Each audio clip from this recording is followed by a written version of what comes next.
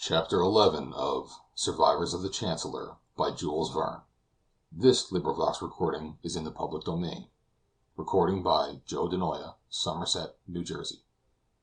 The passengers discover their danger. What my feelings were I cannot describe, but it was hardly in terror so much as with the kind of resignation that I made my way to Curtis on the forecastle, and made him aware that the alarming character of our situation was now complete, and there was enough explosive matter on board to blow up a mountain. Curtis received the information as coolly as it was delivered, and after I had made him acquainted with all the particulars, said, "Not a word of this must be mentioned to anyone else, Mr. Kazallon. Where is Ruby now?" "On the poop," I said. "Will you then come with me, sir?" Ruby and Falsten were sitting just as I had left them. Curtis walked straight up to Ruby and asked him whether what he had been told was true. "Yes, quite true," said Ruby, complacently, thinking that the worst that could befall him would be that he might be convicted of a little smuggling. I observed that Curtis was obliged for a moment or two to clasp his hands tightly together behind his back to prevent himself from seizing the unfortunate passenger by the throat, but suppressing his indignation, he proceeded quietly, though sternly, to interrogate him about the facts of the case. Ruby only confirmed what I had already told him. With characteristic Anglo-Saxon incautiousness, he had brought on board with the rest of his baggage a case containing no less than 30 pounds of picrate, and had allowed the explosive matter to be stowed in the hold with as little compunction as a Frenchman would feel in smuggling a single bottle of wine. He had not informed the captain of the dangerous nature of the contents of the package, because he was perfectly aware that he would have been refused permission to bring the package on board. "Anyway," he said, with a shrug of his shoulders, "you can't hang me for it, and if the package gives you such concern, you are quite at liberty to throw it into the sea. My luggage is insured." I was beside myself with fury, and not being endowed with Curtis's reticence and self-control, before he could interfere to stop me, I cried out, "You fool! Don't you know that there's a fire on board?" In an instant I regretted my words. Most earnestly I wished them unuttered, but it was too late. Their effect upon Ruby was electrical. He was paralyzed with terror, his limbs stiffened convulsively, his eyes was dilated, he gasped for breath, and was speechless.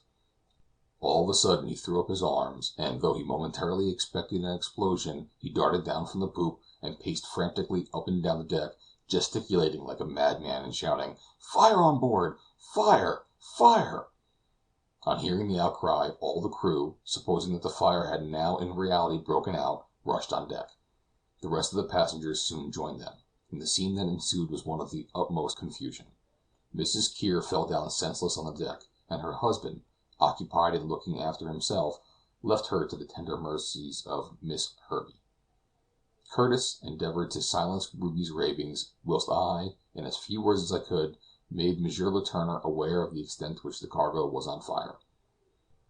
The father's first thought was for Andre, but the young man preserved an admirable composure, and begged his father not to be alarmed, as the danger was not immediate. Meanwhile the sailors had loosened all the tackings of the longboat, and were preparing to launch it, when Curtis's voice was heard peremptorily bidding them to desist. He assured them that the fire had made no further progress, that Mr. Ruby had been unduly excited and not conscious of what he had said, and he pledged his word that when the right moment should arrive he would allow all of them to leave the ship, but that moment, he said, had not yet come.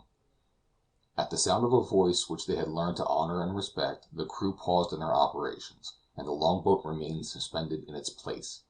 Fortunately, even Ruby himself, in the midst of his ravings, had not dropped a word about the picrate that had been deposited in the hold, for although the mate had a power over the sailors that Captain Huntly had never possessed, I feel certain that if the true state of the case had been known, nothing on earth would have prevented some of them, in their consternation, from effecting an escape.